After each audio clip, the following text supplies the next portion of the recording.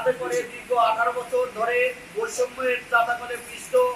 অধস্তন আদালতের কর্মচারীগণ আবার নতুন করে স্বপ্ন দেখতে শুরু করেছিল।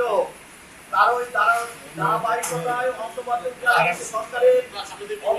অভাবনীয় উদ্যোগকে স্বাগত জানিয়ে সরকার কর্তৃক গঠিত বিচার বিভাগ সংস্কার কমিশনের সাথে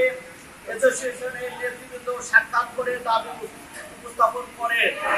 কমিশন অ্যাসোসিয়েশনের পেশকৃত দাবি যৌক্তিক হিসাবে সহমত পোষণ করলেও অন্তর্বর্তীকালীন সরকারের নিকট কমিশন কর্তৃক প্রদানকৃত প্রতিবেদনের সুপারিশে অধস্তন আদালতের সহায়ক কর্মচারীগণকে বিচার বিভাগের সহায়ক কর্মচারী হিসাবে বাংলাদেশ জুডিশিয়াল সার্ভিস বেতন স্কেলের আলোকে বেতন ভাতাদি প্রদানের বিষয়ে কোনো প্রস্তাব রাখা হয়নি। সদস্যায় সরকারের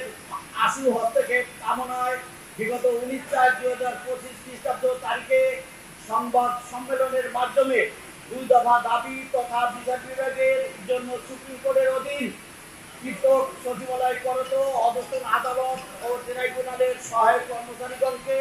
বিচার বিভাগের সহায়ক কর্মচারী হিসেবে বাংলাদেশ জুডিশিয়াল সার্ভিস বেতন স্কেলের আলোকে বেতন ভাতা প্রদান সহ জুডিশিয়াল সার্ভিস বেতন স্কেলের 1 থেকে 6ষ্ঠ গ্রেডের পরবর্তী 7 থেকে 12তম গ্রেড মুক্ত করা এবং সকল ব্লক পদ বিলুপ্ত করে যুগোপযোগী পদ সৃজনপূর্বক যোগ্যতা ও জ্যেষ্ঠতার ভিত্তিতে পদোন্নতির সুযোগ রেখে স্বতন্ত্র নিয়োগ বিধি প্রণয়নের দাবিতে ঘোষিত ধারাবাহিক কর্মসূচির অংশ হিসেবে বিগত 5/5/2025 তারিখ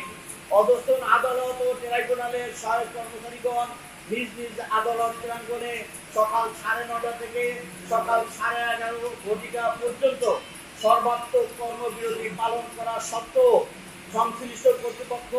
অ্যাসোসিয়েশনের 2 দফা ন্যায্য দাবি বাস্তবায়নের দৃশ্যমান কোনো পদক্ষেপ গ্রহণ না করায় অ্যাসোসিয়েশনের সিদ্ধান্ত মোতাবেক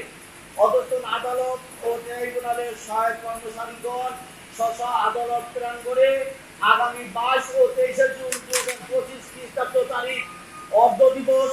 সর্বাত্মক কর্মবিরতি পালন কর্মসূচি ঘোষণা করছি।